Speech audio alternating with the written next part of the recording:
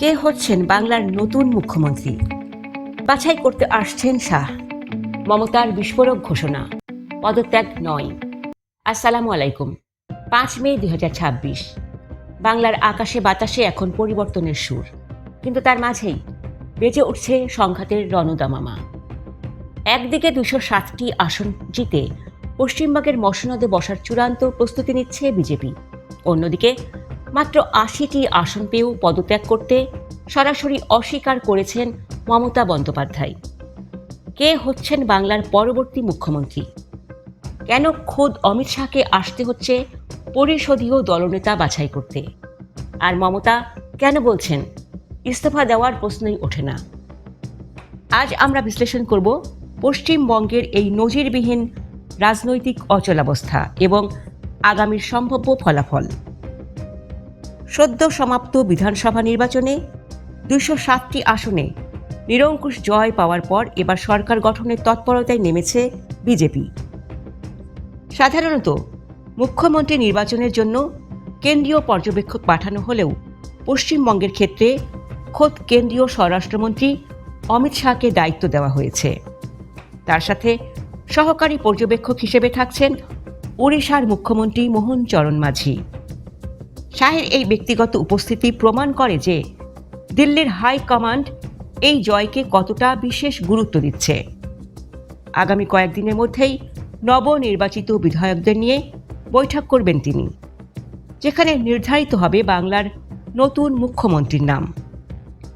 রাজ্য সভাপতি শ্রমিক ভট্টাচার্য জানিয়েছেন, সব কিছু ঠিক থাকলে আগামী 9 মে শপথ নিতে পারে নতুন সরকার।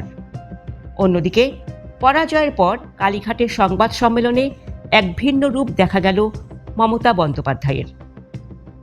সাংবাদিকেরা যখন পদত্যাগের প্রশ্ন তুললেন, মমতা সাফ জানিয়ে দিলেন, কেন পদত্যাগ করব, আমরা তো হারিনি। অভিষেক বন্দ্যোপাধ্যায় সহ দলের শীর্ষ নেতাদের পাশে নিয়ে তিনি ঘোষণা করেন, এতকাল তিনি ক্ষমতার চেয়ার থেকে অনেক সহ্য করেছেন, কিন্তু এখন তিনি মুক্ত বিহঙ্গ। মমতা হুঁশিয়ারি দিয়েছেন যে এখন থেকে তিনি রাস্তার লোক হয়ে রাস্তায় থাকবেন এবং সব অত্যাচারের বিরুদ্ধে লড়াই চালিয়ে যাবেন। পরাজয় সত্ত্বেও পদত্যাগ না করার এই জেদ পশ্চিমবঙ্গের রাজনীতিতে এক সাংবিধানিক সংকটের ইঙ্গিত দিচ্ছে কিনা তা নিয়ে বিশেষজ্ঞ মহলে চর্চা শুরু হয়েছে। দীর্ঘ 15 বছরের তৃণমূল শাসনের অবসান ঘটলেও মমতার এই মুক্ত বিহঙ্গ হওয়ার ডাক বিজেপির জন্য শাসন কাজ পরিচালনার ক্ষেত্রে বড় চ্যালেঞ্জ হতে পারে।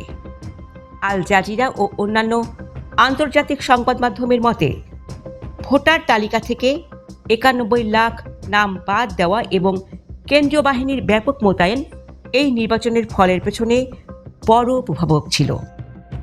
এখন প্রশ্ন হলো, রাজ্যপাল কি এই পরিস্থিতিকে কি ভূমিকা নেবেন? মমতা কি শেষ পর্যন্ত আইনি লড়াইয়ে যাবেন নাকি গণ আন্দোলনের মাধ্যমে বিজেপিকে চাপে রাখবেন? দর্শক, পশ্চিমবঙ্গের মুখ্যমন্ত্রী হিসাবে আপনি কাকে দেখতে চান? শুভেন্দু অধিকারী, সুকান্ত মজুমদার নাকি অন্য কেউ? আর পরাজয় সত্ত্বেও মমতার পদত্যাগ না করার সিদ্ধান্তকে আপনি কিভাবে দেখছেন? কমেন্টে আপনার মূল্যবান মতামত জানান। পশ্চিমবঙ্গের এই ঐতিহাসিক পরিবর্তনের প্রতিটি মুহূর্তের আপডেট সবার আগে পেতে আমাদের সাথেই থাকুন। ভিডিওটি শেয়ার করে সত্যটি সবাইকে জানিয়ে দিন। ধন্যবাদ।